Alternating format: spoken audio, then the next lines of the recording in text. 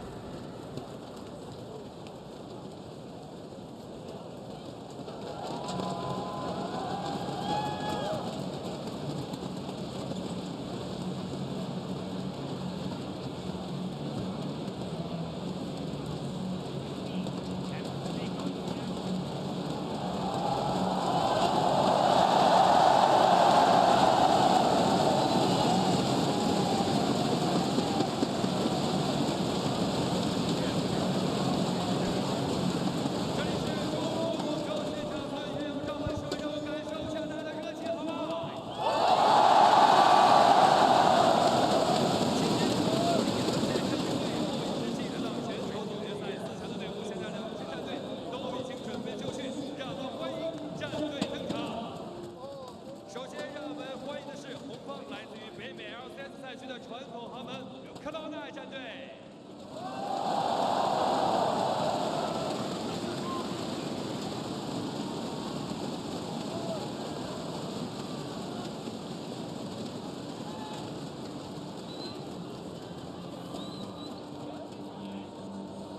上路 Impact。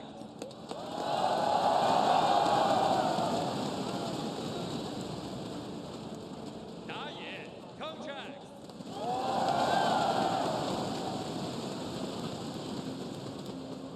中路 Jensen，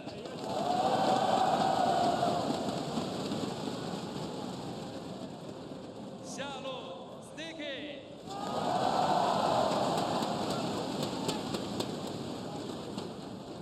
辅助 Smoothie。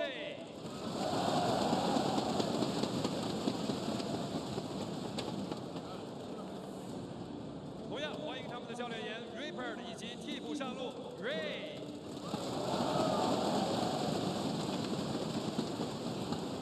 让我们再一次欢迎 C9 战队。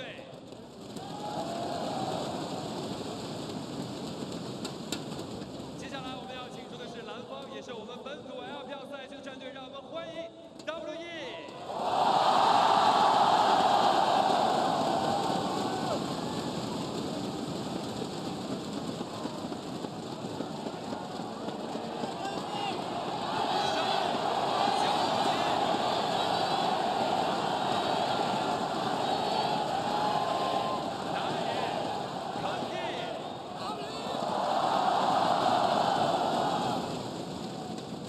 中路xiye，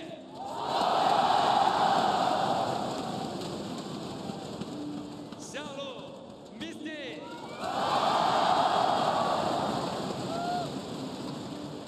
辅助 Ben，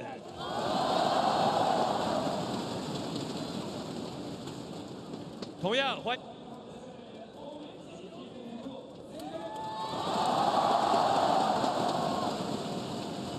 拿出你们的热情，让我们再一次欢迎 WE。英雄日主传奇，比赛现在开始。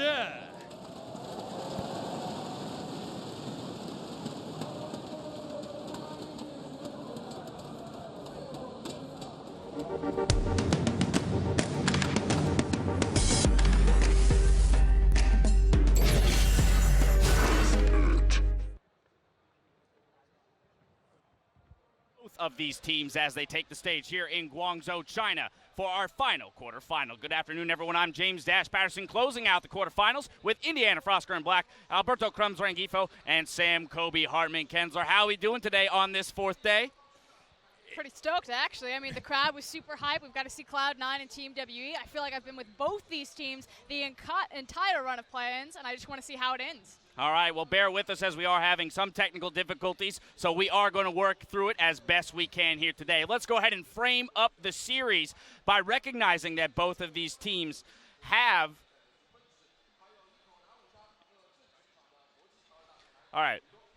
Let's go ahead and frame out this conversation as both of these teams did play through the play-ins. They are the two remaining third seeds from their regions, and they're looking to move on and represent their regions in that semifinal. And if you weren't hyped enough for this match, you've seen these guys come in from the play-ins. We have more games than anybody else on the tournament, and we still can't really be certain about what these two teams are going to bring to the table today in terms of who's going to come out significantly ahead. It's also the dominating fashion of which those two teams made it through play-ins, going undefeated. Team WE then 5-1, Cloud9 3-3 on the day.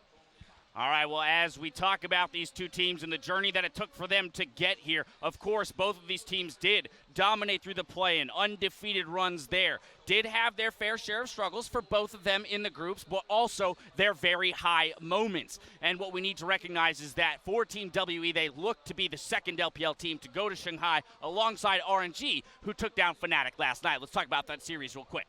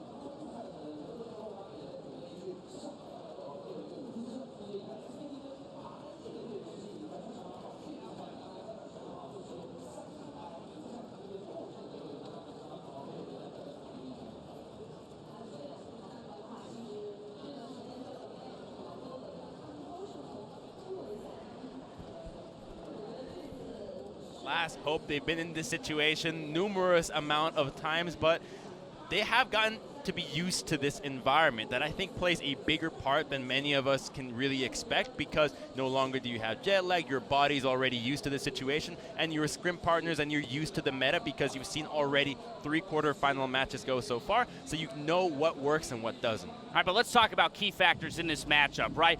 Specific lanes and players that might be able to tilt it one way or the other. I think we have to talk about that mid lane in xiye versus Jensen. Yeah, the big thing about here is that Jensen is still the golden child of Cloud9, and if there's a way that they can exploit player for player, it isn't the weakest link in xiye. xiye has what I call a very limited effective champion pool. If he's not on Syndra, if he's not on LeBlanc, chances are he's going to get blasted, and who's better to do that than Jensen himself?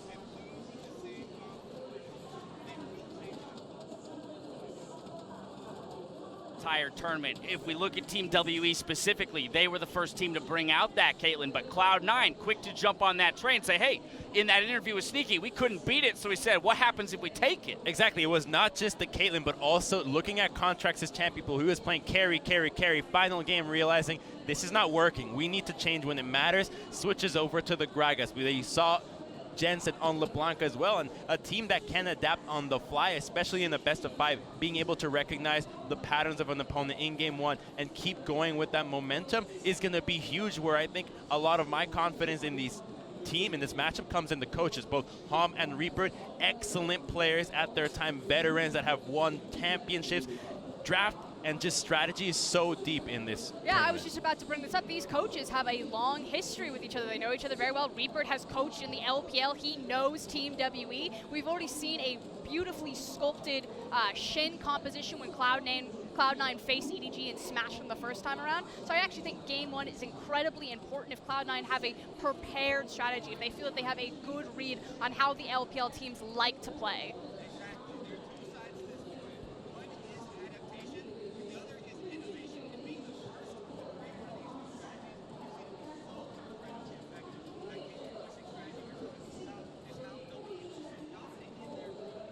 And now we talk about the importance of the mid lane, but I think when we talk about the mid lane in this tournament, so much of it is about how that mid lane spills over into the side lanes, and that's where I want to shoot down to the bottom lane. Mystic being a star player for Team WE, so much of their success has come off the back of his team fighting ability, looking at how much damage he can output as compared to the opposing ADC. If you look at any measurable statistic, Mystic is going to rank either first or second across the board.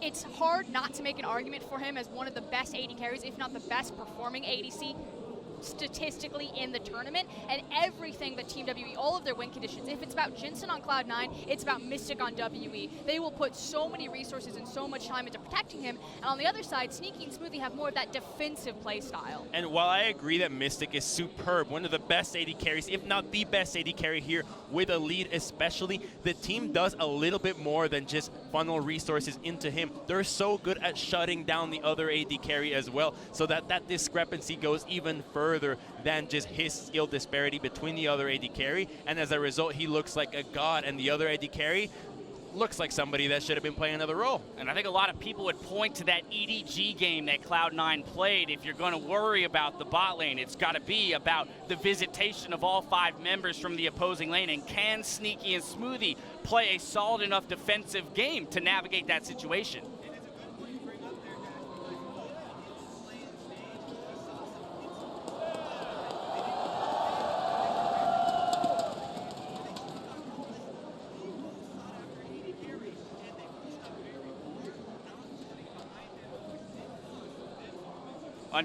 Unfortunately, I gotta cut Kobe off because I'm receiving word that your audio's not going out to the stream. So, as brilliant a point as you just made, I'm gonna go ahead and redirect to my other 2 analysts, and we'll just kind of shove you over to the side for now. Yeah, get up nice and close. But we were talking about the defensive play out of Sneaky and Smoothie, and pointed out that in play-ins even, that was a target for some of the teams. And so, whether or not they've shored up that weakness, if we're gonna call it that, or found a way to, play around it, Crumbs, that's where I turn to you and say, where do you see this matchup hinging for Cloud9, and maybe even being able to find an advantage? So I actually think that a lot of this will also come down to the top lane in unsuspected areas that we haven't really looked at before, because top lane affects bottom lane. Every time that you have been in a bottom lane centric meta, it always goes down to who can impact it more. And then the top lane for Cloud9, the Shen, the teleport plays, the guy that has been playing tanks, basically giving his own lane for the benefit of the team, is where I think Cloud9 will get a big advantage. But that's not to say that WE don't have a great top lane that can do the exact same. Yeah, specifically on the Shen point, I think Shen can be a pivotal pick here unless we continue to see more of that adaptation coming into this series, simply because it's been such a great answer to protecting the bottom lane, but then also punishing these over-aggressive, over-eager plays that a lot of the LPL teams tend to make. Now that said, 957 and Impact have both shown an incredible Shen, but Cloud9 do have the added benefit that they also have the Nautilus in terms of their champion pool that they can look for more of those tanky engagers. Now we talk about Kobe brought up the fact that he doesn't expect Cloud9 to stagnate in this series. And again, I want to return to this idea that with the Misfits series, it was all about adapting to not only Champion Select, but the play within the game, and that'll probably be the primary focus here for Cloud9 and Team WE. Based on Game 1, quickly identify what went wrong, what went right, what do we need to change about our draft, what do we need to change about our style to get an edge this time around. I would love to see a team say, hey, bottom lane is your problem, let's just make the game about the top lane, as you mentioned, Crumbs. They can do that as well. We've seen it work with SKT, Huni playing the Jace. You can play that style, but I don't think it's quite Cloud9 style. I do think, however, that they'll use that advantage in the top side to spill over to the bottom. And you talk about adaptation with everything that we've seen in the tournament so far. The one thing that I will be so disappointed if one of these teams don't realize is the value of Tristana right now. This champion is busted. You cannot give it away. You got to take it. And that's the thing, is Team WE actually don't place a high value on Tristana. Yes, they'll grab it if it's open, but they much more would like the Xayah. And the LPL Xayah is considered the automatic win lane. You always get the push there. And the thing is WE, yes, they kind of brought up the siege composition, breaking down towers early, but traditionally they want to isolate and elongate the lane phase because they want to funnel in more gold. They like the fact that Mystic is looking across from the enemy ADC, and they say, this guy can punish him and he can put him behind, so let's keep these lanes up and continue to draw out gold. And right now, well, looks like we are about to jump into Champions Select. All right, well, there you have it. As we are jumping into Champions Select, we talk about adaptability. Let's see what these teams have for us as we toss it up to the casters to get us into Game 1.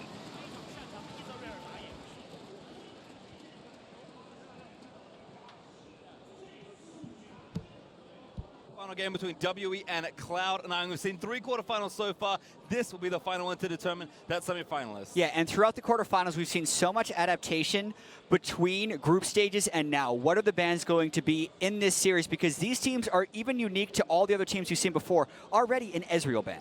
Adaptation's a big point, but I think also these two teams have been pioneers. It was Cloud9 in week 1, really focusing on the range junglers, really playing around Contractz' high damage invading style. And then WE last week, they were the first to bring out the Caitlyn. They were the first to keep pushing it. So lane priority and push priority, I think, will be paramount between these two teams. And I think it's so interesting that Janna and Lulu are not banned, but also that Xayah is banned, because I think something that's been lost with all the priority on Tristana first pick is that you've had Tristana and Xayah both available. So if Cloud9 is going for the Janna, expect them to pick the Lulu as well as a priority pick right here with it. Now, talking about the supports, in particular between these two players, Smoothie, since group stage started, has only played Janna and Lulu, 6 games between the two. There's been 1 Taric game for Ben, but otherwise, he's very much on the Janna-Lulu train, so they're actually staying to their previous tendencies and happy to just go with what we imagine will be Janna versus Lulu, but the Soraka's a possibility. We're seeing new ideas with the Lulu available, though. Exactly, and they're deprioritizing the Lulu pick for now because you're never going to pick Janna and Lulu together.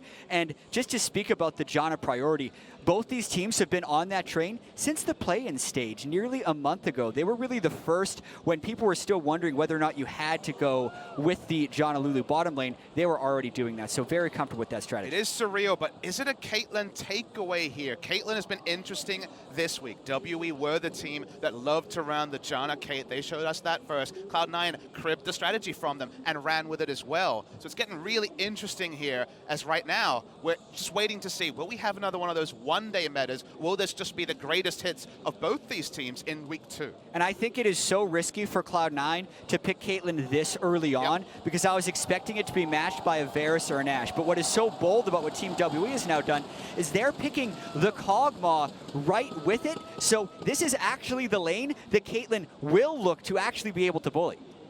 And it's just generally so interesting because, again, Mystic is the player for WE. They're looking to just do whatever they can to play around him now, taking a very safe, disengaged jungler. And somehow we've rewinded with WE because we came into Rift Rivals and saw the Kog'Maw first picks coming out from the LPL. Other regions a lot slower to pick up those picks.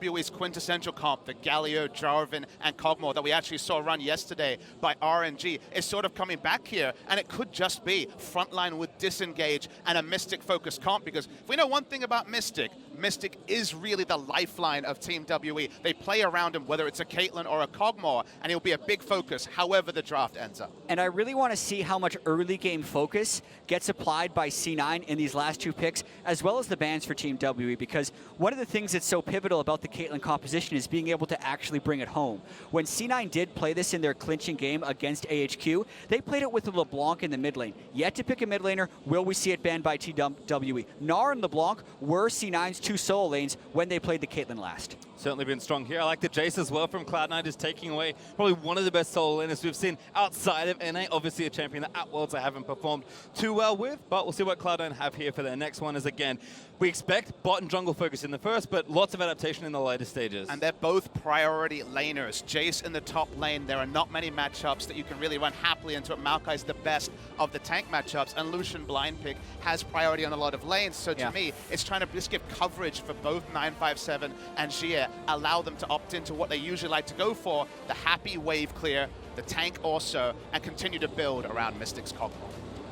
Yeah, Orianna, I think that's actually triggered by the Lucian ban. Lucian is often a pick into Orianna, and Orianna was one of Jensen's best picks during the regular season in the NALCS Summer Split. So while I don't necessarily think he was definitely going to go for it, I understand the ban by Team WE. Well, see what Cloud9 take you out of this phase at least. Again, trying to set up now. They have one counter pick, but will not get this one, so have to show their hand and impact. Going to keep it safe with big pick for him. I mean, Shen's been banned against him frequently. It's only one game in the group stage, but a very memorable one where he specifically won the Cho'Gath versus Shen matchup. Especially early, he was getting a big CS lead. He was taking aggressive trades. Cho'Gath is taken by many teams at that spot. But when you go for the Shen, you free up specifically Contractz to play a very aggressive invading style, and if he likes the Cho'Gath matchup, he's probably going to get it. And this is an interesting thing because I think both teams, in a sense, are getting what they want. Team WE got the most powerful support by picking blue side. They've also picked tremendous scaling with the Kog'Maw, the Corki, and Cho'Gath and their 3 lanes as carries.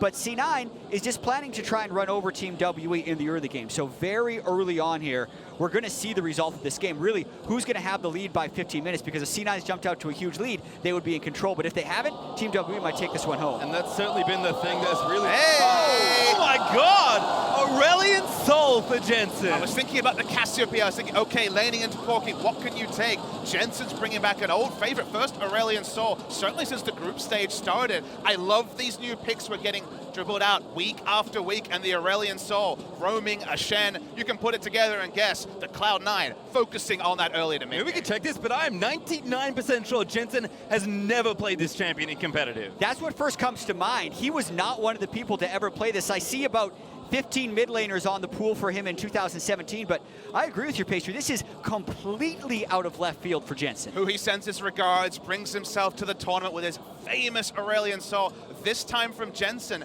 Roaming style from Jensen. He's been playing forward. He's been more a facilitator. The camp for Jensen's strategy really hasn't been that much on display, especially since the group stage started. And I feel like, specifically with Contractz' mindset, we're getting aggressive for C9. Yeah, full confirmation. This is the first Aurelion Sol game for Jensen. He already did prep some new picks for the World Championship. In the play-in stage, he played Gallium. It's something that people didn't think he'd be able to do. In the past, he has been criticized for not playing some of those supportive mid laners. Now, he's playing everything. This is the roaming champion. Certainly is. It's amazing to see such a big change here for Jensen, but again, you come to Worlds, the metagame shifts, your power maybe not where you want it to be through your mid laner. Well, you have to change things, and Cloud9, as much as they have played their style so often through the tournament, now up against one of their most fearsome opponents here, they have to change things, and this is a huge change in the first game. And what I will say about this team composition from C9 is when we started to see Caitlyn make a resurgence into the pro game, which was actually back at MSI in 2016 with COG, it was so often paired with Aurelion Sol because the setup of the siege is emboldened by having the Star Surge from Aurelion Sol going around and setting up the Caitlyn. And I feel like for the side of WE, there should be no ambiguity of where the Aurelion Sol will play around, because it's still, remember the bot lane matchup, it is Kate Lulu versus a Kog'Maw Janna lane, so they are going to be looking for the fast push. Aurelion Sol can leave lane as early as level 2. I think we've even seen level 1 roams, but realistically, the level 2. So getting one of those 5 to 10 minute turrets is going to be the priority, and C9 are looking to spring WE's own early game priority Caitlyn comp on them, and potentially even better with what Aurelion Sol can uniquely provide. And I do feel like it is so greedy by Team WE, knowing knowing they're going up against the Caitlyn and the Lulu, picking the Kog'Maw, and then also starting with the Relic Shield on that Kog'Maw. So there is an opportunity for C9 to take some huge advantages here, but Team WWE got here because of Mystic and because of the way they can play around him. So the confidence is not unfounded. And I love the point that you point out the Relic Shield, because this has not been the standard in quarterfinals. Groups, certainly, but in quarterfinals, Doran's Shield has risen to allow for just maybe a couple more minutes on the turret with more combat stats, with more regen. So going back to Relic Shield is basically saying, hey, we don't respect that you can push your timings as well as this comp may indicate. It has been Cloud9 style, but somehow we've ignored all of what has happened at Worlds. We've gone back to LPLWE in terms of what they want to do, pull it long. But C9, they're pressuring early. Already getting that lane priority in mid. This is what Aurelion Sol does. He gets the first wave shoved early. Oftentimes he would actually go and start taking enemy Raptors, but that was years ago before many junglers started there. Jensen opts not to, but what we do know is he's pushed xiye in, and that gives Contractz a window to go and try and take this blue buff. Good word here, though. He's going to spot Contractz at least, so WE will have the necessary information as they move through the rest of this game, and you can already see Condi actually spiking up towards the blue buff. So we're going to actually vertically split the map to start things off, and again, with WWE being so bottom lane focused, they should be fine with this. Yeah, I actually think that this is a favorable vertical jungle for Team WE, because if you look at the way C9 is actually going to snowball this game, it is through the bottom lane, so it's important that Condi can get a little bit of vision. Certainly, I would actually agree with you completely there, Jack. I feel like C9, if anything, would have loved to split the map with them owning the bot side, so specifically Aurelion Sol can make his visits more likely to be unseen. Now we know there could be wards anywhere on the bot side of the jungle. It's extra coverage for Mystic and Ben, and there's no advantage really to allow Shen to overextend, barring some decent damage trades if he can use aggressively the taunt. But Papa Smithy, based on the lack of bottom lane control, and when Condi went for the blue buff ward, Sneaky and Smoothie actually fell out of lane. That meant that Condi did not counter jungle blue or any sides there, so he's actually extremely far behind here. Contractz full health, will be able to take Raptors, and then still do a full clear of his blue side. So based on the vertical split, C9 actually wins out huge. They went up, all ends up. It looked like it would be even, but like you say, Jad, that last bit of execution wasn't there for WE. They felt the need to pull back. They're going on an information invade. Notice that Condi still is only at 2 buffs, still only level 2. Also have these trades in top as well. Impact, again, knowing that this matchup is likely, seems to feel comfortable and has been winning in those early trades. Jensen also got his first back in, has some early laning power here with the Dark Seal, now joining that Corrupting Potion. So generally Jensen, either in his lane or somewhere else, can get aggressive, and xiye will be forced to Valk away. And also 957 just used his teleport to get back to lane phase. So the fact that Contractz has such a large experience lead on Condi just going to hit level 3 off of that Krug camp, where Contractz is level 4 and can hit level 5 if he clears that quadrant of the jungle, makes a bottom lane dive a likelihood that is difficult for Team WWE to counter. Yeah, now we reset what we were talking about in terms of vertical jungle, and now we just say they're on the right side. So Condi is looking top side. Trying something here onto Impact, but Impact can't see him just yet. 957 though, actually playing pretty far back. Big wave built, and here comes Condi. Taunt's good, Impact can just skate on out of there. Impact played that so extremely well. It's like he sensed that Gragas was behind him, cheating down, going back and forth, and then taunting immediately before the body slam could hit. I think Condi misplayed that, but it was very well played by Impact. And on the bot side of the map, at the same time, Contractz is junglering bot side. They have no information on where Contractz is, so the minimap tells the real story. We can't see the turret HP on the screen just yet, but you know exactly what game plan they're trying. It's only slowly building, but every time Aurelion Sol goes missing, further action goes bot side. This time, though, the Aurelion Sol's actually top side. Coverage for Impact, TP in for WWE also, but actually Impact might be okay. Jensen, he's gonna make it, maybe in time. 957 goes down. First blood to Impact, and xiye forced to flash, does get the counter kill as Jensen now already burned the heal. Might have to flash back towards the turret, is trying to buy a bit more time, and WE, they'll pull away. Condi almost goes down as well. Actually, Jensen still fighting xiye, but that bad times there, the voice of light. They line up, and Jensen snipes him down. Just hit level 6, popped it out, got the mana for it as well. Things go better than expected, and I think WE was surprised that, sure, they knew Aurelion Sol would leave lane, but going topside, that wasn't the original plan of this draft. The wave pressure for C9 is just overflowing right now. 12 CS lead in the bottom lane, first blood to their top laner, first level 6 onto Jensen. This ends up going horribly wrong, and even while they're threatening this dive, Jensen is 2/3 of the way there, then a missed and dodged body slam by Impact to extend this play. Yeah, didn't get the flash onto the Cho'Gath. He dies anyway. xiye looking for the kill, eventually gets it, but because he has the mana up, he's popping the corrupting charge. He's able to get so much more return damage and wait for the 6, because the 6 here was big. Yeah, he needs the mana from the level up as well. Knows he's going to get it on the turret, stays close. xiye right in the death path of that Aurelion Sol, and that's such a good start for the first time we've ever seen Jensen play the champion. And look, 3 stacks on the docks here. Catalyst already finished. Jensen having everything go his way. And again, the Caitlyn that we talked about to set up this game. We expected both Mystic and Sneaky to play it. Look at the amount of damage that left unattended Sin have been able to do with their duo lane. And that's why originally when we saw vertical jungling be set up by WE bot side, we're like, wait, suddenly now it's overextensions for C9 to make the play. There is some defensive wards. They do see on the bot side, Jensen going for that second roam of the game, but the action, it's all bot side now. Yeah, and they don't even need to dive this turret because Contractz is level 6 against Condi.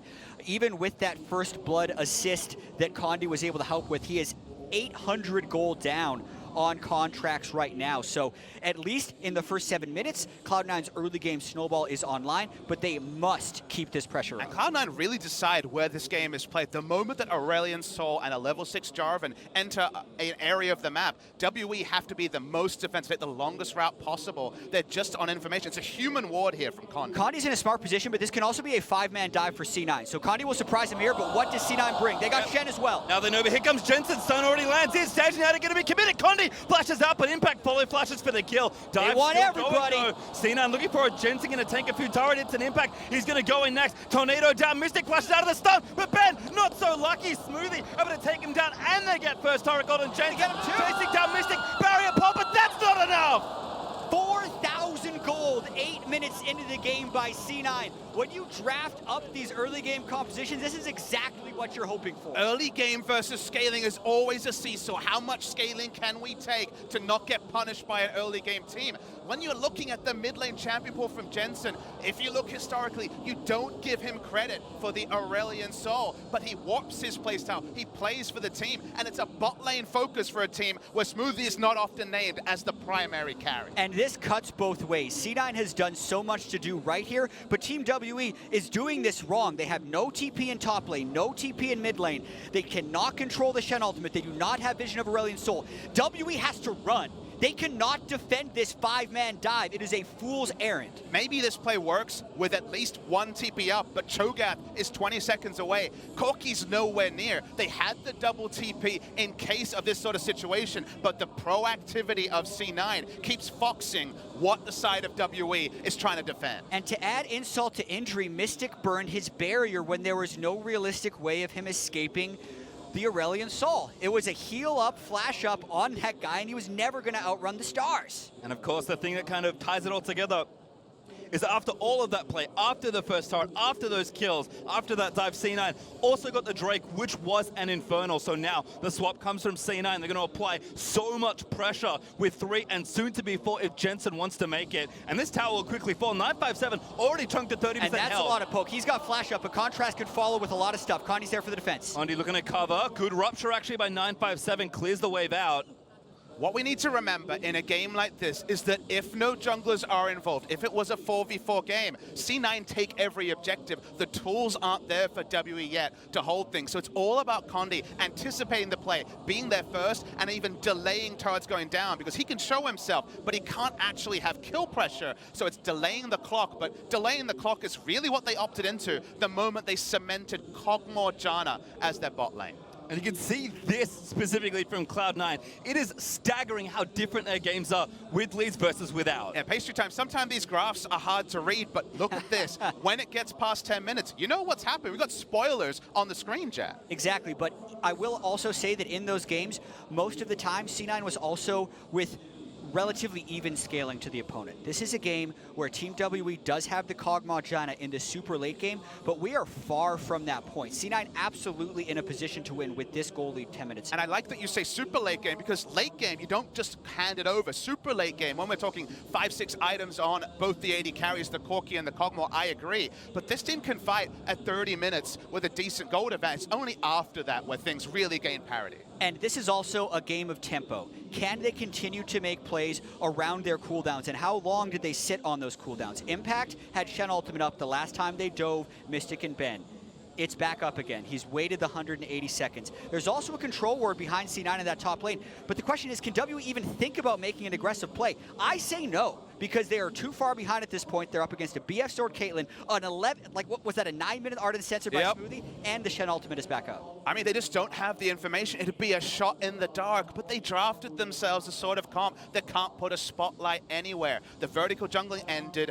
3-buffed was Condi, and from there, it's just been C9 dictating every move in the first 12 minutes. And look at this, Sneaky, just gonna wait, deny a couple of extra caster creeps, and then take yet another turret. Contractz also got the Rift Herald, so if he wants, they can move all that tempo to mid and just break open the outer ring of turrets. Yeah, and that was a tactic we saw long ago on the lane swap days to try and bounce back the turret, letting the turret kill every single one of your minions. He then stuck around for the cannon wave, so it's mostly irrelevant, and it's a little bit of golden now, but that just goes to show how far ahead C9 is in the pace of this game. And I do bounce up and down by the fact that really your notebook for Worlds 2017, it looked like it was going to be one page, Ardent Sensor, delay, delay, delay, but they've had to go back to so many old metas to understand the defensive support's coming back, the engaged support's coming back, the Rift Herald's used here, but so far, we've had so much variety, and this is another bit of it. And C9 is doing this exactly right. They get enough damage to the turret. Now they're going on to Condi. He's going to have to flash. Yep, that's a flash out. Dunk there from Contractz. Commits the Cataclysm as the turret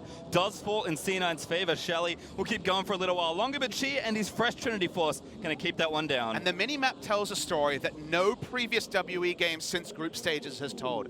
Kog'Maw was top lane. Whenever WE have fallen behind, most notably the Misfits game, their last game of groups when the 2v2 was lost, they would just barrel down with their jungler and try to get objectives because their main focus is get gold on Mystic, get gold in their AD carry, hit 2 items. And sure, you might be losing in tempo, but you know how strong this team can be in a 5v5 when they know their own power with items. Just seeing Kog'Maw leave lane, thinking he might have to go mid with no item buy, he only got a pickaxe from it, lets you know that for the first time since group stage started, WE have been forced to actually react to the pace of another team. And I do think it's a little bit shocking the Team WE is in this state right now, since they were the team that debuted this strategy at Worlds. They understand how you get the advantage bottom lane, move it top, get the Rift Herald, break mid. They did it, and they were the first ones to do it, yet when they see C9 early lock the Caitlyn, it's clear as day going to be that. And they thought that they were going to be good enough in the lane and in the early game to prevent this type of snowball from happening, and they're down 5,000 gold. The rest of the game still has to be played out, but I'm very surprised by this early result. And just based on the bot lane, the price they've paid is now apparent. That 9-minute sensor for Smoothie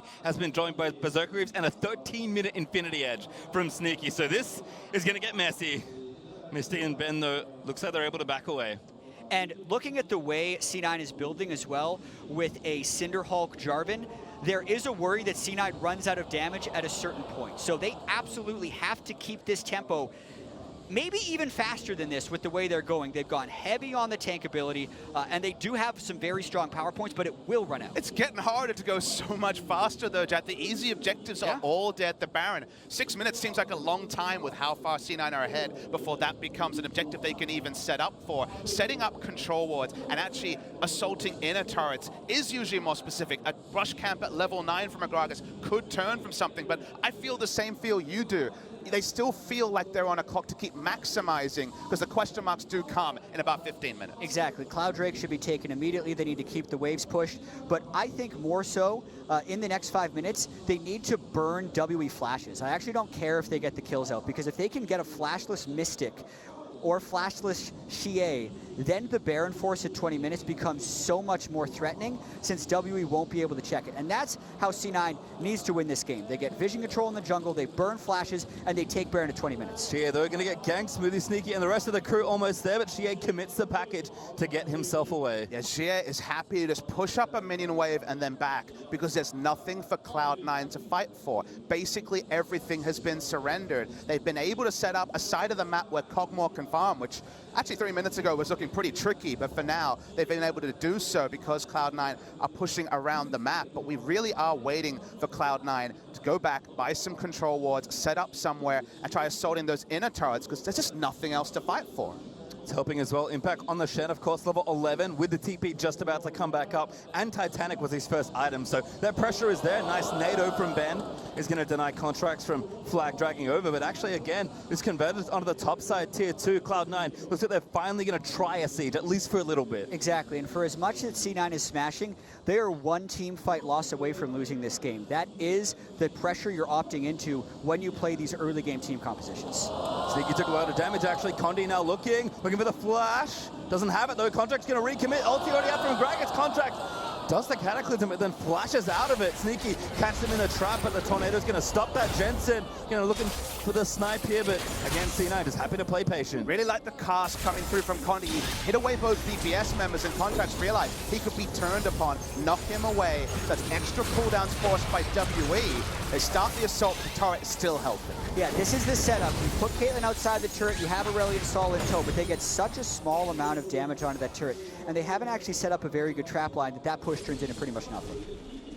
Mid lane minion wave starts to push back. It takes about a minute to reset up where they were at, where they had tempo in 2 lanes and were pushing up.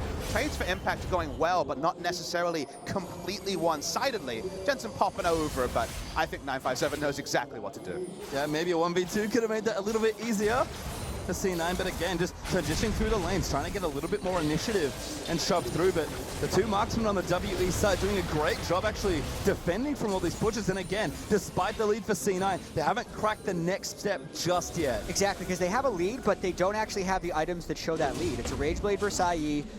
It's a Trinity Force on the Corki. There's a Righteous Glory on the Kog'Maw. C9 doesn't have the item power spikes currently. Everyone on their team is sitting on over 1,500 gold. And it's such a sensitive balance for someone like Mystic to be farming top lane with all this. It's basically saying, hey, I think enough cooldowns are down on Cloud9 that the chance of us being engaged on 5v4 is low enough that I can push an extra wave. And trust me, Mystic is greedy. He loves to get his CS. He loves to hit his 2-item spikes. It's so delicate, but now that the Cataclysm and other cooldowns are coming up, Mystic really needs his team to continue to delay. Every time you see Mystic getting a free minion wave, pushing out to get minions as far up as the outer top lane turret, that's time that C9 wasn't put into optimal use. No, and again, they had a ton of gold to go spend, so I think, again, like Jat said, fishing for some flashes, trying to get something happening there, and just waiting for that next objective. Baron, for the first time, will spawn in a minute 35, and Mountain Drake will come up in the next few minutes. So C9 playing certainly slower than we might expect, but you know they have something planned once that real critical point hits. Yeah, not being able to burn flashes and not being able to get substantial damage on the inner turrets is not that good for C9 right now, because if we look at the items that are actually completed, the Rageblade and the Trinity Force on the way to the Static Shiv on the 2 carries of Team WE are somewhat comparable to the damage that C9 have built on their carries. And outside of those carry positions, it is just tank and setup in this game right now. I believe both Shen and Jarvan are going for the rushed adaptive helm to try to counter the Kog'Maw damage. That'll be big for them, as we can see on screen. 957 taking a very one-sided trade. Does feel like you say, a bit of a seesaw between when will that item be complete, when can they fight again? Because for now, without that item completion, you could see in your head, you could prophesize a fight that WE actually wins, even though they're still over 5,000 gold behind. And it's all about Baron. Ardent Sensor really helps you take Baron. The Caitlyn can set up. They can get this split push by Shen. But if C9 doesn't play this early pre-25-minute Baron, there's a good chance the Team W comes back in this game. So C9, great position to be in right now. Just have to control Baron. Ryan has been held maybe a little too long. That's what they got to worry about, though. Takes a big chunk of damage. Certainly not what you want to be. The Contract's going to try and make the play. Mystic forced to burn a summon of it. There's the Cataclysm flash used. That's what they needed. They get the flash and the heal out of the Kog'Maw Janna duel with Baron up in 12 seconds. Going to be a big minion wave here to siege down, but as you say, Jack, getting those summoners, those are the priority ones. Only Janna would even be comparable to what they got from getting Mystic summoners down. Opens up space. They know that WE has never been in the vicinity of Baron. Basically, this entire game, they haven't been allowed to push out that far, but the decisiveness to make the call now is going to be a fun thing to track, because C9, this is their time. To Team WE's credit, they have 2 Farsight totems, and now they're going for Smoothie! The flash silent, but Sneaky gonna get Sandra United. Smoothie together, trying to survive the feast. Makes that easier. xiye able to get that kill. Impact still moving around, but Jensen finding the flank does good damage to Condi. Mystic, though, allowed to free here. They're gonna take to the control, but a great time. They can move them back in. Mystic able to take down Jensen. That's 2 kills they didn't want to give away. And it was one team fight away from breaking. They get Smoothie, they take down Jensen, and they're actually pushing a power play right now. It was insane how good that ward was. It placed much earlier. A flank TP aggressive move made it 20 minutes, and the prize is going to be big. Mid turret is always good, but WE could keep pushing. Drake up in 10 seconds. Baron still on the table as they take down the turret. Yeah, this is a huge moment for Team WE. Mountain Drake even up in 3 seconds. It's only a 4,000 goal game. It was a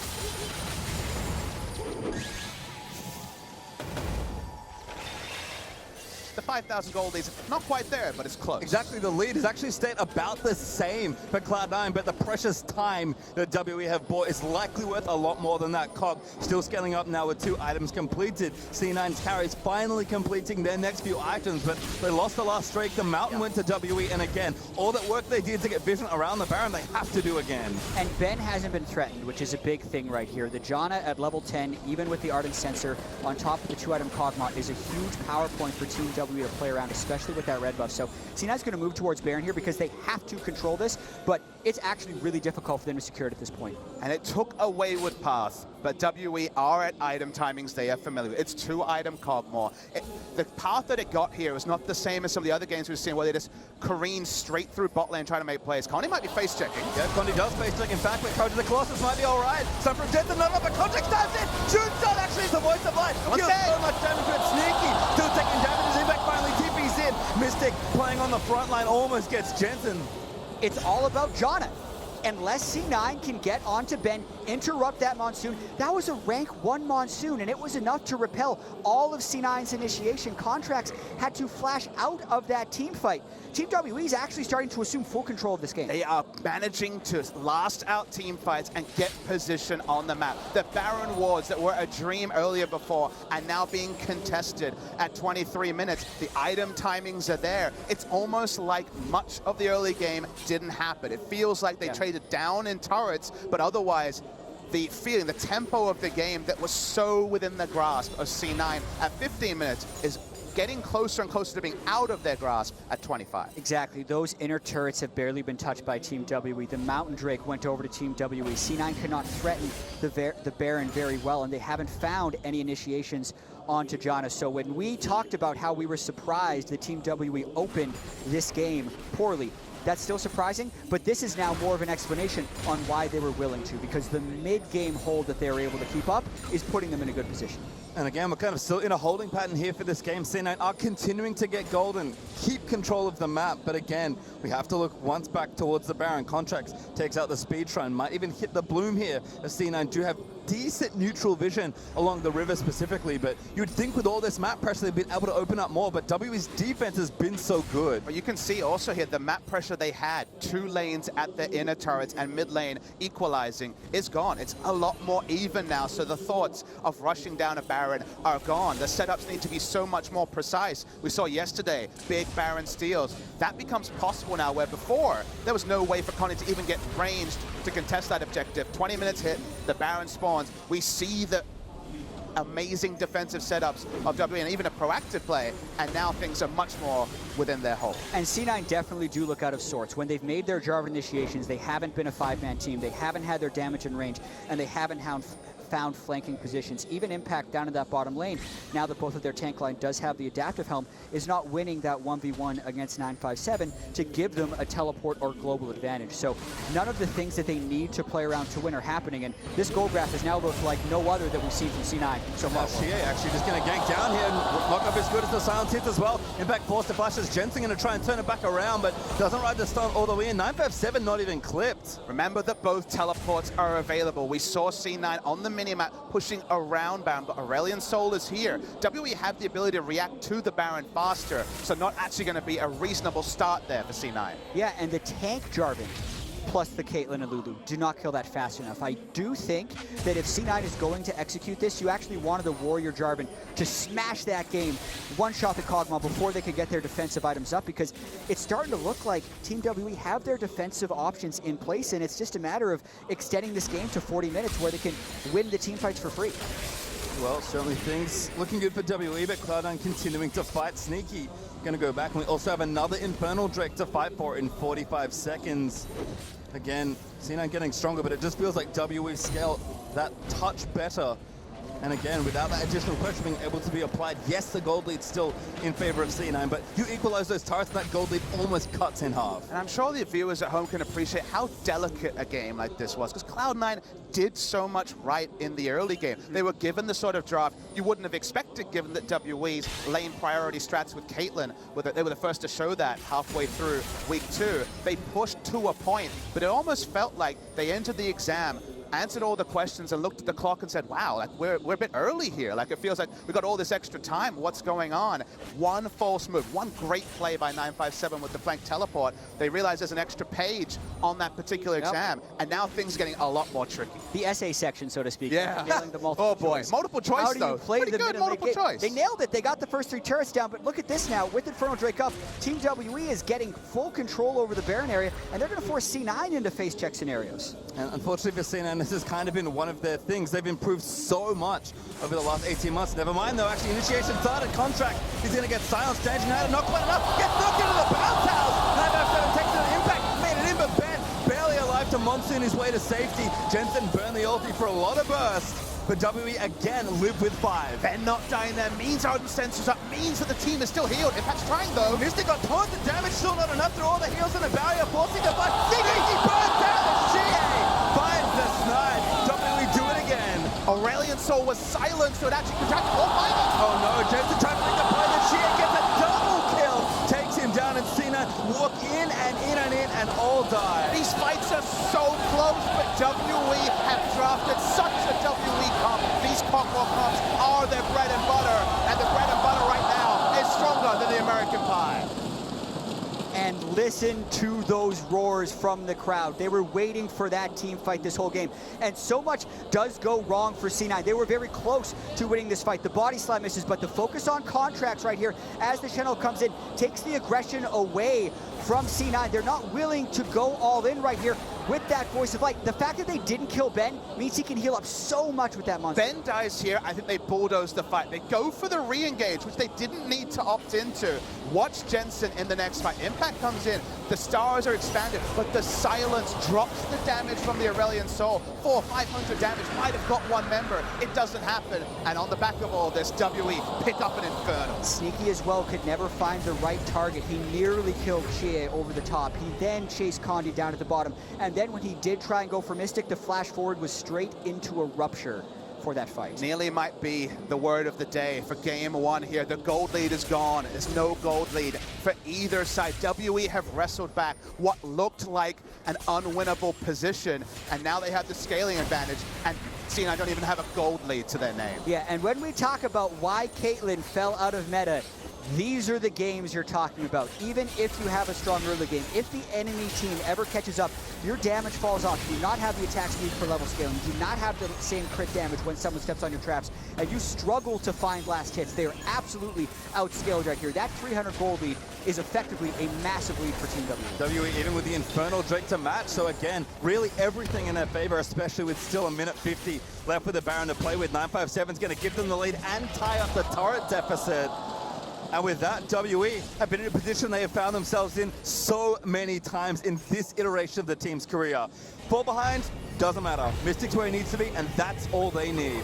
And it also bucks the trend of C9 at Worlds. Every game where they were ahead at 10 minutes, they would win. At 15 minutes, they would win. And all the goal graphs looked exactly the same, ending around 30 or 35 minutes.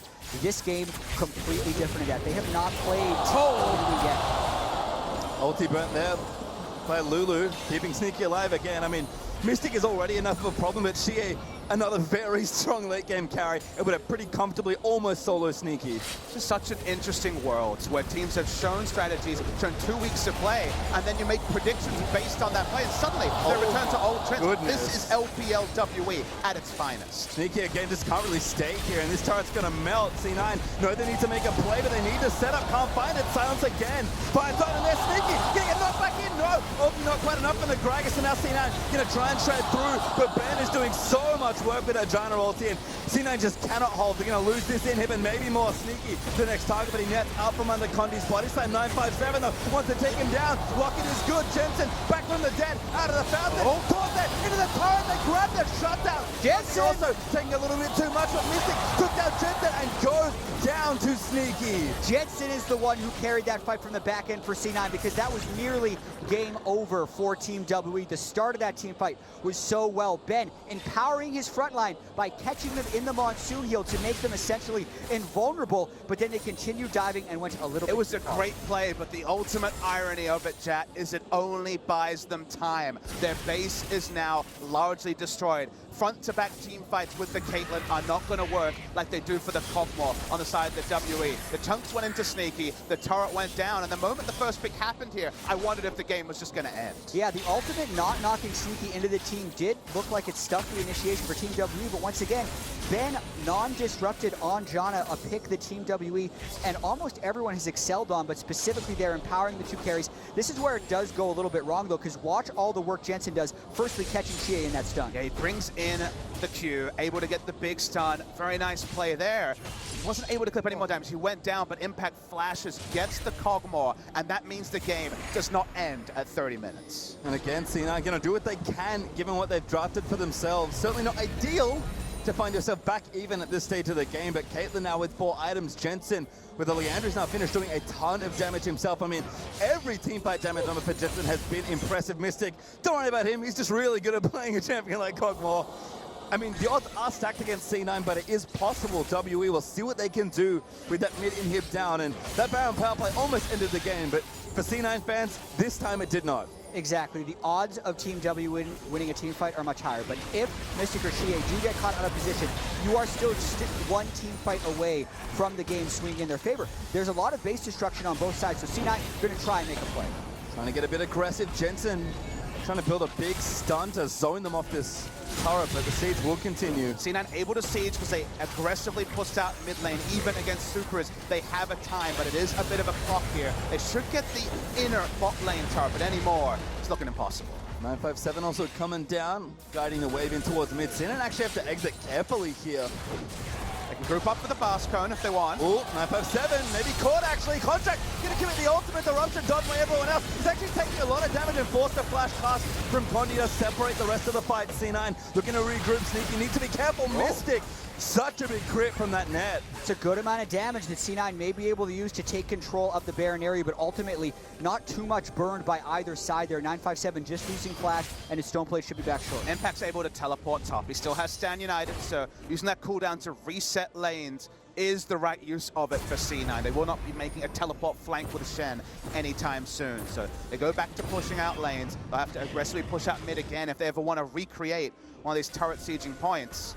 We've definitely felt like we proclaimed the game over, at least heavily on one side earlier, then of course the big comeback. Now it feels like WE in full control.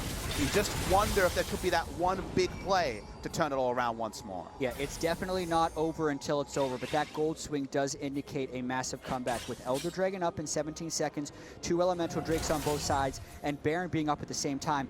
It is a lot about playmaking and who can get the right initiation, because even when Team W was down 6,000 gold, it was the fact that they got a numbers advantage in a team fight, and that's what C9 needs to try and orchestrate here, because if they fight even numbers against Team WE, they most likely lose. Buying time for Impact, though, does take another turret, so at least space and pressure being applied by Impact is even moving closer towards the inhibitor turret. Wave's already there. Impact gonna force the question now on WE. Mid lane control is so important. They have the package on the Corki as well for a little bit longer. They're just gonna push up here, and now they're forcing the fight. xiye looks pretty one sneaky with the stage, now it's gonna keep him alive. Contractz finds the dunk of the rupture, tag sneaky. Now again, Condi gonna get locked in. Impact follows through with the taunt. Maybe got a little too fast. Spirit's Refuge, nice as well from Impact and Mystic. Moving forward, but the W's gonna wear off eventually. And now Contractz, beautiful tornado, stuffs the re-engage. WE needed to fight to draw out the ult. They do, they look for more, can't get it. It ends up very even, but now you don't have to stand united if you're C9. And Ben's Janna has been stellar. He saved all of his major cooldowns still for the next fight. Look at Contractz and Smoothie, very low, trying to heal up with Redemption. But Team WE still have a lot of tools for this fight. They know they can't face check the Baron area. They're blind as Contractz eats damage from xiye. Sneaky with a big rocket. Gonna get tagged again by the poke of Mystic's ulti. Jensen trying to find a stun, can't quite get it onto Condi. And I think Jensen actually made a mistake there shoving the wave when Sneaky needed it to heal up. He's at half health right now, and the minions are no longer there. That puts Team WE immediately into the Baron. They're forcing this. They have the Cho'Gath. Sneaky again moved up, the Baron already down. Good feast there from 957. Impact into the backline of C9 trying to play this. Jensen knocked up by the rupture. Silence not going to quite follow. Mystic kept back by the voice of light. Frontline holding though for WE. And no real initiation here. Cask is down. WE are all about walking up to an objective, having the tanks in the front, and using their double AD carries to park them down. We're actually seeing C9 make a straight translation to Elder. They're trying to rush this. They might be able to get there. Double TP is on Team WE. 957 rushing in. It doesn't have ulti though. 957 just gonna play interference. Rupture, can he tag it? No. Sneaky last hits the Elder Dragon. And it's all about the recall game right now. No empowered recalls on C9. They need to get back to base to defend against this Baron up Team WE. What we can say about C9, through all that craziness, even with the compositional advantage from WE around the Baron, to their credit, C9 had both their side waves pushed out in a massive fashion. Look at this huge grouped wave on your screen, and top lane was similar. WE did not have minions working with them while they were making that Baron hold, and even with all what we've said so far, at least C9 set up to mean that we're still within one team fight on either side of the game perhaps ending. Yeah, and so much of Team WE is into Mystic, but that is also because Ben has done such a great job supporting him. Through the group stage, you can see a stark difference in these teams' damage distribution. So much has come out of Contractz in the group stage, but that's different this game as he went full tank Jarvan. He also had the gold lead that a Warrior Jarvan could have been arguable for the early game.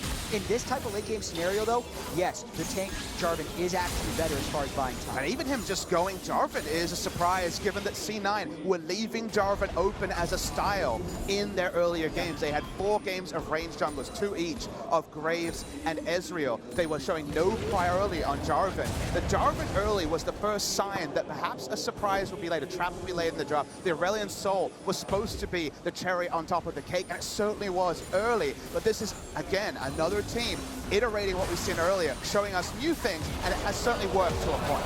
Well, don't forget, WE still have Baron for a minute 20, so that bottom tier 2 falls swiftly as WE take the easy siege.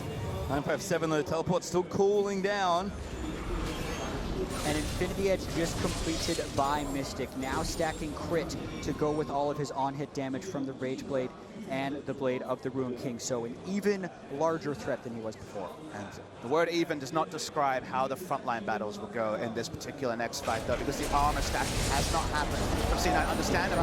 Going for a Contractz, splashes in. Impact also getting ported through.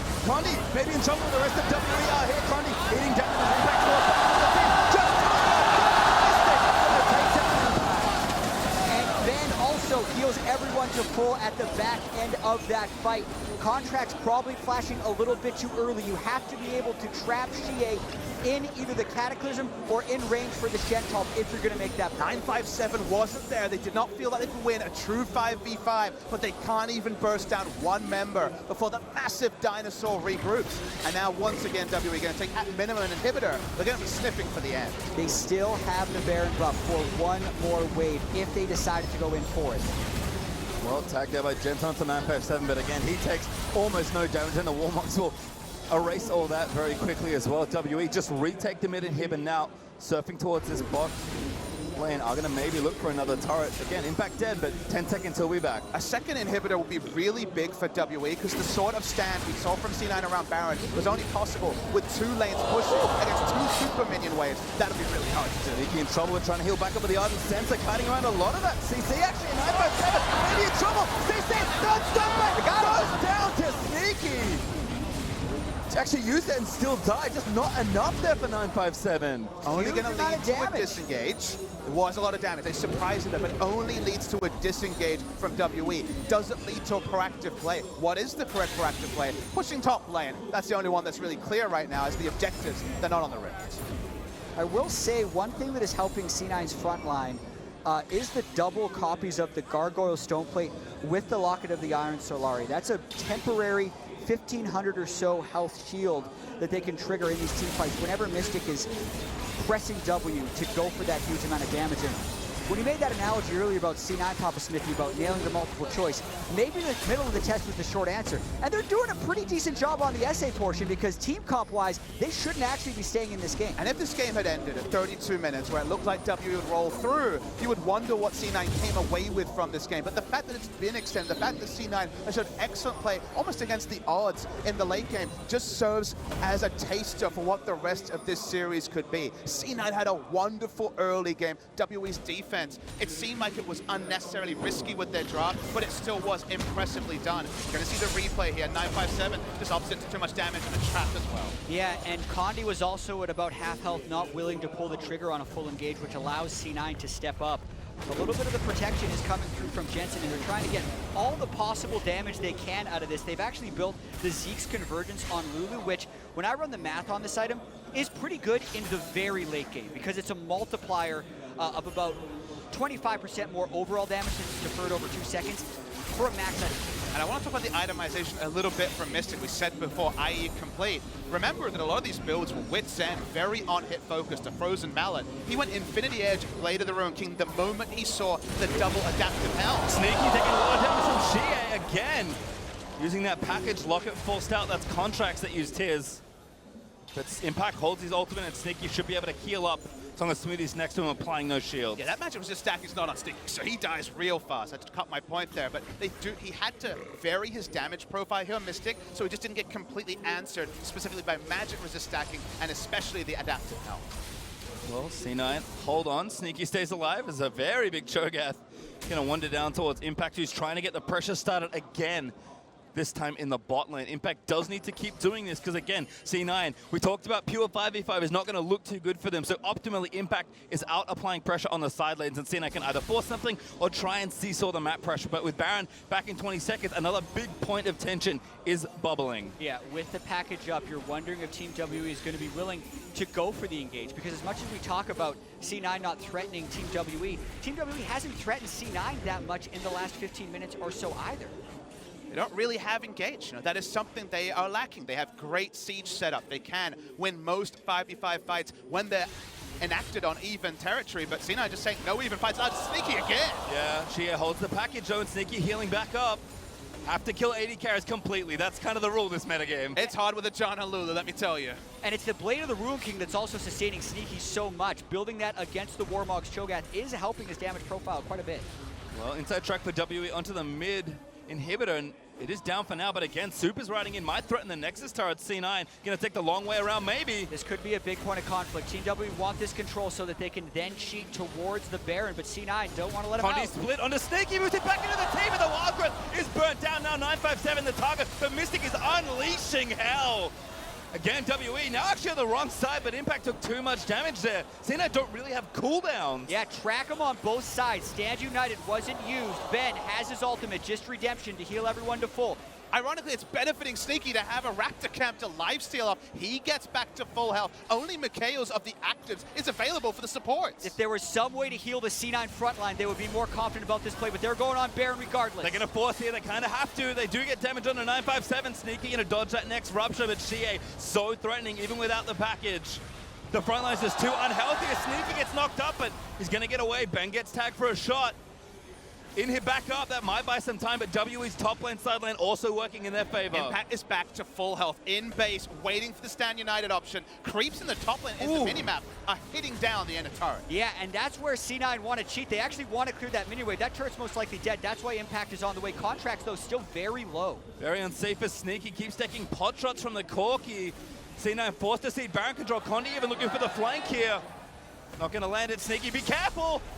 Contractz doesn't quite get the knocker, but there's the stage and the wild growth again. 95 seconds to target Mystic, and Condi almost go down. Jensen did so much damage with his ultimate.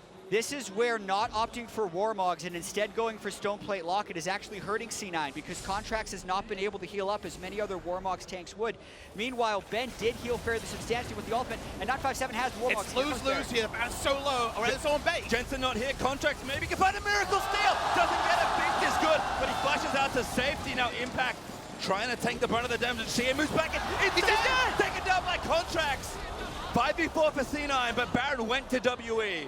What a big mistake by xiye. They play around Baron for 8 minutes, and he just steps forward to get rid of the next 60 seconds of that power. Just like C9 at 15 minutes, WE held all the cards at 46. It's not even about the comp, it's where they had the minion wave at. Jensen had recalled, wasn't even there for the Baron take because he needed to answer the minion wave. He quickly had to veer over. It was the right decision to start Baron. They secure it, and then xiye getting just slightly over-eager changes everything.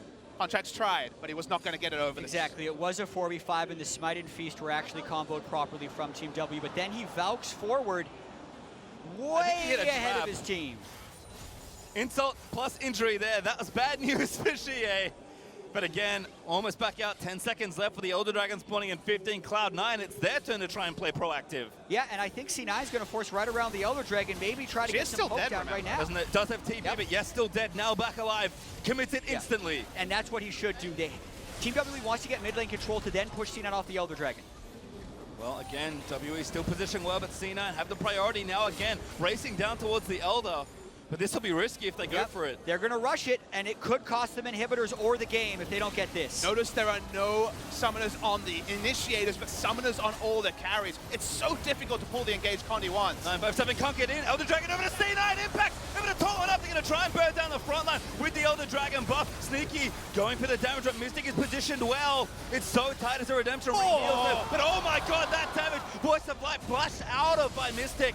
Contractz though still going. Looks to dunk xiye. Almost goes down, but he flashes out of the way. A lot of indecision by Team WE right there. They didn't know if they wanted to commit to inhibitors or fight at the Elder Dragon, and then they end up picking a fight against an Elder Dragon C9 team who burns multiple summoners on Team WE and now pushing because the inhibitor had respawned, there wasn't even minions pushing in. The minion wave's here for Cloud9. They're the ones trying to get their first base turret of the game. Time to bust through there for C9 perhaps. Kind of wears out. Big sideline pressure from WE, maybe preventing a potential siege, so the tension barely dissipates off of Summoner's Rift. To C9, they'll reset. What if I told you that at Worlds 2017, WE would get heavily beaten in the early game? They actually have the fastest average game time at this tournament at 31 minutes. They were the ones that delayed the Caitlyn strategy. C9 were number 2, and using their own strategy, used it against them. WE got what they have so many times in the LPO. They made the defense even with a very greedy Kog'Maw Janna draft, but yet in the late game, where it feels like the deck was stacked for WE, C9 is outthinking them, and in some places, outfighting them. And Papa Smithy, we've had this conversation throughout the quarterfinals. I'd say that it's not realistic. Just like I would say Samsung trioing Longview was unrealistic, or that Misfits taking SKT to the brink 2 days ago would have been unrealistic, but so many things have defied expectations here at the World Championship, including the seesaw of this game for the reasons you mentioned. The scriptwriter needs a raise, what I'm hearing from all of this. I'll let him know as Baron is spawning in C9. Actually still have about a quarter of the duration on that Elder Dragon left. Sorry, that was the Baron buff wearing off. We'll get back to where we're going. But C9 again could still maybe make a fight happen with this buff. The likely result is, again, we go for a full reset and wait for the objectives to spawn or for the next fight to happen. And what I do find really interesting about this damage profile for Mystic is he's gone for the crit build, but Kog'Maw doesn't have space in his build for Last Whispers. So yes, he was diversifying his damage profile, but as far as 6-item builds go, this one isn't that great. I think it's just a simple point right there. If you diversify your profile, you don't do either thing as well as if you fully committed to it. He certainly can't sell the boots with Lulu movement speed, meaning 2 crits coming through from Sneaky kills him. So he is caught between 2 masters with the build. And Sneaky has done that, like you mentioned or alluded to there. 6 items fully, no boots needed for him. As Jensen, again, eats a lot of pokies, not particularly tanky, as the Banshee's Veil gets stripped away by the living artillery.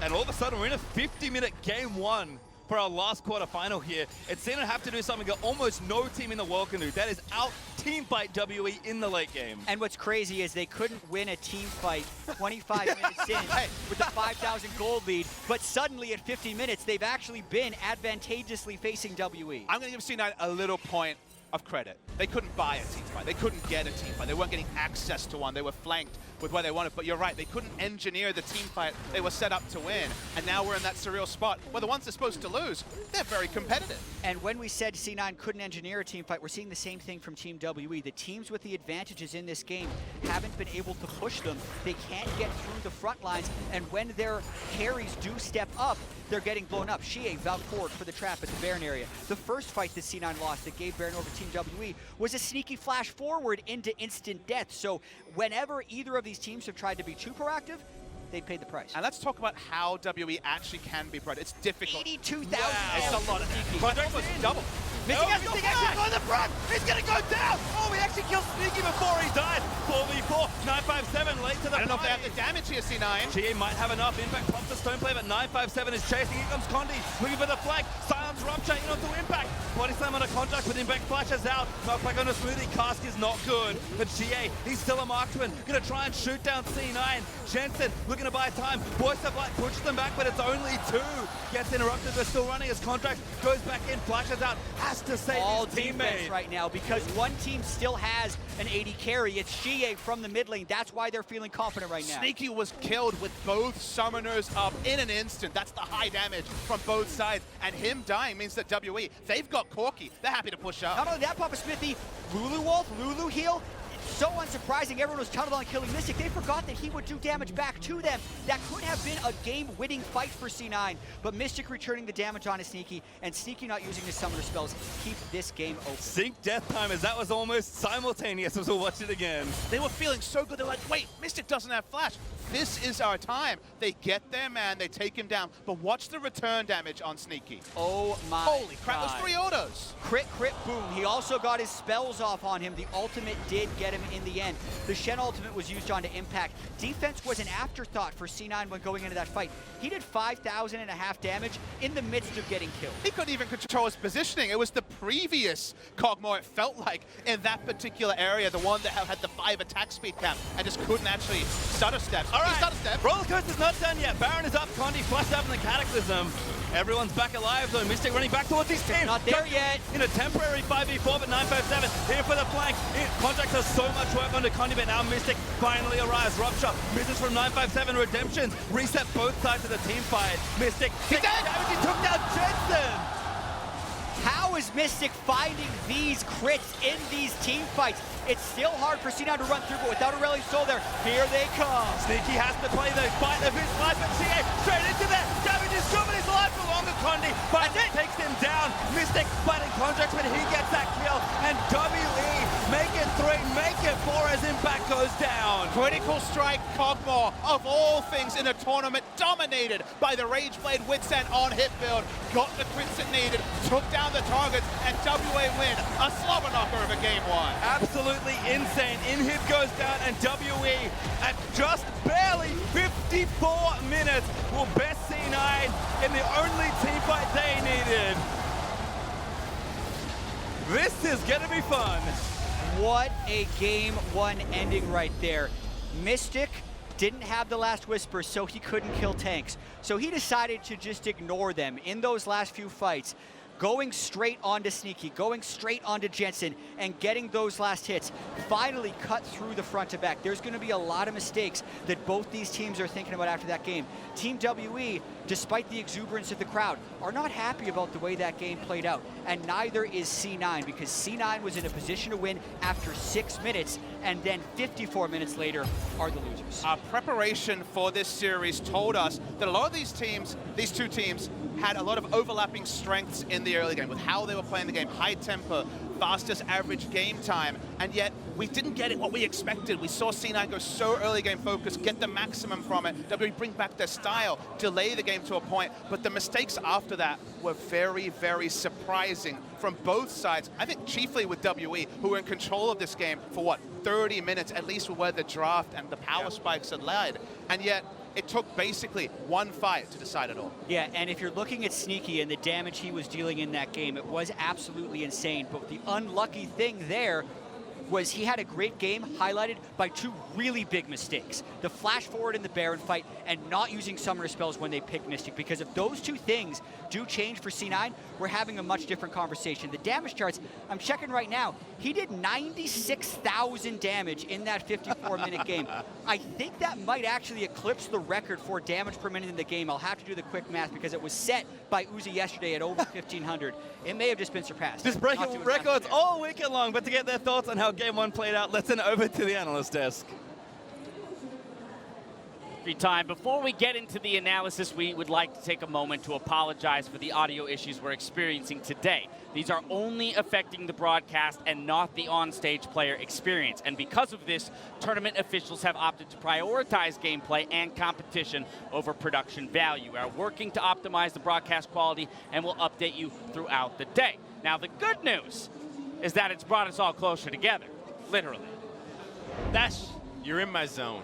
Hey, Frost, you're good, but Dash, back off. Okay, get out of your personal space. No, but really, a 54-minute Game 1 to open this series between Team WE and Cloud9. Oh my goodness, I can already feel it, the fatigue that these players might encounter throughout the day. And that's super important because I feel like every WE desk I'm on, I say the exact same thing. This is quintessential WE. We had the Janna, we had the Kog'Maw. They used to blind pick Kog'Maw all the time. They love to run games late. I'm glad that you said endurance because that's what it's all about. This team doesn't look flashy, which is why a lot of people don't peg them for how dominant they really are. But they are a grind. They will wear you down. They are so frustrating to play against. That being said, I think it was great for Cloud9 to attack the draft in the way that they did. They combined multiple components that we've seen over this tournament, first locking in the Caitlyn aspect, because that's something that they've already seen, and so they're kind of expecting this. However, when you also throw in the additional movement of Shen and the Aurelion Sol in combination to play off of the extra terrain you get to work around after the early turrets start snowballing, this is a huge, huge early game that they had a chance at pulling off, and then it did come down to the execution, but I really did like the angle they were going for. And this is what they're going for. They get Shen ahead, and then you TP him bottom. Look at Aurelion Sol. No blast cone, no wards. He just goes straight down the bot. It's a 5v3 outnumber. Exactly, and even though you see Condi is setting up a counter gank, they expect the pressure on bottom side. It doesn't matter if you're counter ganking 4 people, and Cloud9 bring everybody, even the Shen coming down there with Impact having such an incredible start to this game. On this top side, he definitely deserves credit for his Shen play, as well as Condi deserves some flame for his early jungle pathing. I mean, the thing is the early game could not have gone better for Cloud9. They had all 3 outer towers that fell down at 12:30. That is absurd. A 5K gold lead into an Infernal Drake. My issue is that I feel like everything else. No, the misexecution. Like the thing is they misexecuted on their composition, and they're gonna change it when they shouldn't. Like, just stick with this composition. Aurelion Sol is never played in the LPL. We already saw Team WE like really start to struggle with it, and I feel like Cloud9 are going to take a step back and try to change it up when they should actually just hit them with the same punch. Oh, they can try that punch, but that seemed like some broken fingers in there. I mean, the misexecution was the name for Cloud9 this entire game. On so many numbers, multiple members, not using the right summoner spells, missing abilities, choosing to engage when it was in the right place, and especially when it came down to the mid-game macro movements to secure those towers of Tier 2. We're instead going to jump right into the game-winning moment for WE here. The TP from Cho, you got a hard choice to make. Do you go with the Cho that's got Righteous Glory and is going to silence the Gragas on the right-hand side. And this was just a great decision from WE to get them back into the game. Yeah, this is effectively the turning point. If WE don't win here, Cloud9 can continue to siege and try to close out the game. But this is the thing.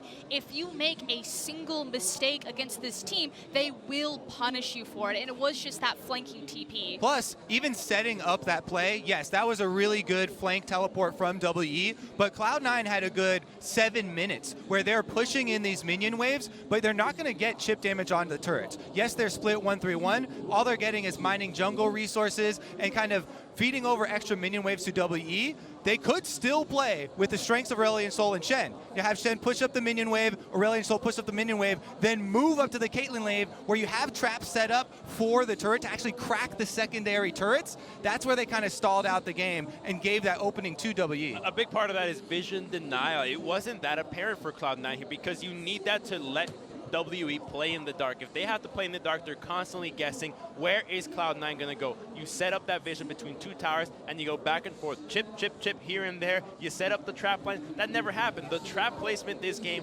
was awful, especially when it came down to the turrets. It's also the fact that you have the Shen, you have the Aurelion Sol. If you can deny that vision, Cho'Gath is always going to be locked into that side lane, and he's the guy that needs to check into those dark spots to create safety or opportunities for WE to make a play like that. Even the duration of a teleport channel is long enough of an advantage if they're instantly in there with Shen and Aurelion. All right, well, of course, there were places where C9 could have executed better, but I think it speaks to the closeness of these two teams, the fact that the game did go to 54 minutes, and we did find ourselves in a pretty epic final team fight. We're going to take one more look at this one, brought to you by Acer Predator. And I don't want to take anything away from Cloud9. They certainly were valiant in their late-game team fighting. Sneaky especially a lot with his DPS. I know we have some records that were broken there, but the thing is that Team WE, they want the game to look like this. Yes, to the viewers at home, it looks super tense and it looks super close, but WE will take this every single time because they believe they're just better at it. Especially because of the comp that they have as well. If you're the one piloting the extra Infinity Edge carry here in these late game team fights, then they definitely want them to be more structured like this. That's why we continually saw Cloud9 just try and initiate whenever they saw someone. They knew they had to use that element of surprise if they were going to try and pull out one of these late game fights. And as we watch the rest of this fight play out, Frost, you kind of touched on it real briefly. We do have to recognize that once again, in a loss, interestingly enough, we have another world's record being set. This one by Sneaky on that Caitlyn for DPN. 1,781 damage per minute out of that Caitlyn. Of course, they were indexing into him being able to carry all of those team fights. And yeah, I mean, you're whacking Joe and Gragas every time. Your numbers are going to be absolutely insane, but when you look at the share between the carries, it evens out. Now, you said you don't want to see Cloud9 necessarily abandon this strategy. Let's focus in on game 2 here. They've elected to move to blue side, so having taken the loss on red, they are going to swap over to blue. What are our thoughts here? Is it even possible to run back the same composition now that they're on the other side of the draft? I would love them to do that because knowing Team WE, they're a very arrogant team. Like, you see this all the time with their farming. They'll overreach, like, I get 2 more waves. Like, I'll overextend, that's totally fine. We can take this to late game, give them our towers, that's great. And the thing is WE will now look at this composition and say, like, give Cloud9 the early game. We can beat them. Cloud9, it just came down to you. It had nothing to do with WE. Play the exact same composition. Siege them up and shut them down this time. And for WE on the other side, I think they're fine with this. Even though the early deficit was pretty damn big, you got Corki, you got the picks that you wanted. All you have to do is just look for the opportunities that Cloud9 would look to shake up and improve on, and then you can just say, hey, if we're fine winning every game at 50 minutes, a win's a win. I definitely do not want Cloud9 to run a weakened version of a comp like that. That is one of the biggest pitfalls, that if they wanted to keep up with the similar strategy, but still wanted to like limp through with a couple of bans that were targeted at it, I think that would be the mistake. So if they see that coming, then they should definitely pivot. Alrighty, well, Team WE struck the first blow, but that was just game 1. Cloud9 get their chance to bite back after the break. Stick with us.